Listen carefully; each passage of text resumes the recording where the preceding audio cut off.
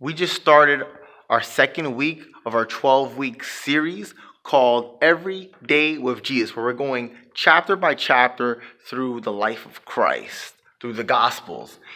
And at the end of the series today, as I was standing here in the lobby, this little girl was standing right here, quietly in the corner, just kind of waiting. And when I saw her, I looked over, I said, "Hey."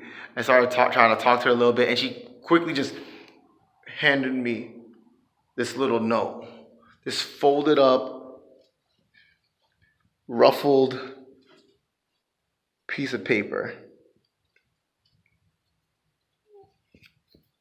Looking at it, and looking at her, I was like, "Oh, that's so nice. That's so cute of you.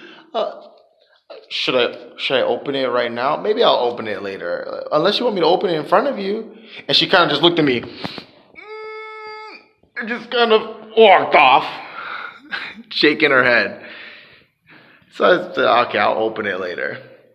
And so later on that day, today, I sat down and I opened up this crumbled, folded up piece of paper.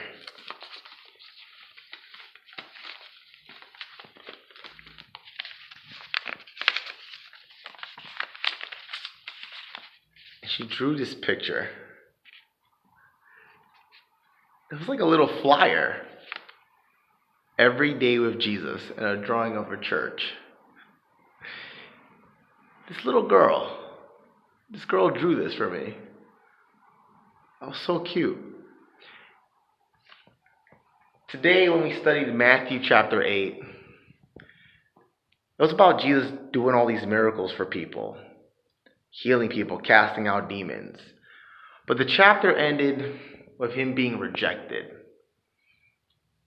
He was rejected because the people in that city, that Gentile city, didn't care that Jesus cast out demons out of these two people. They cared about the fact that the demons went into these pigs and the pigs ran off a cliff and died. They cared more about the fact that they lost their livelihood and their food, the pigs, more than they cared about the lives of those two individuals. A lot of times when we do these type of series, where we try to do something for God, there are people who kind of miss the whole point.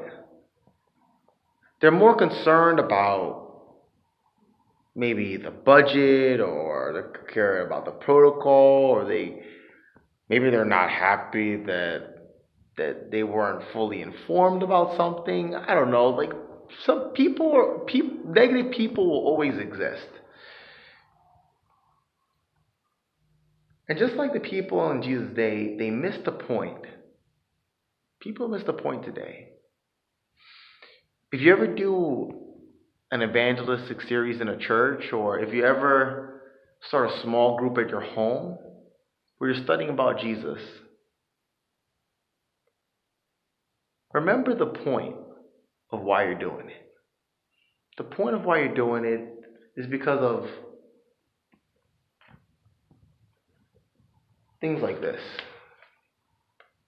I'm not talking about a drawing. I'm talking about how this little girl's life was impacted. The grandmother told me how she used to, make excuses, saying, "Oh, she's not able to come because she has to take care of her grandkids." But she says, "I'm not going to make that excuse anymore, because she could just bring her grandkids. And her grandkids are enjoying it," she told me.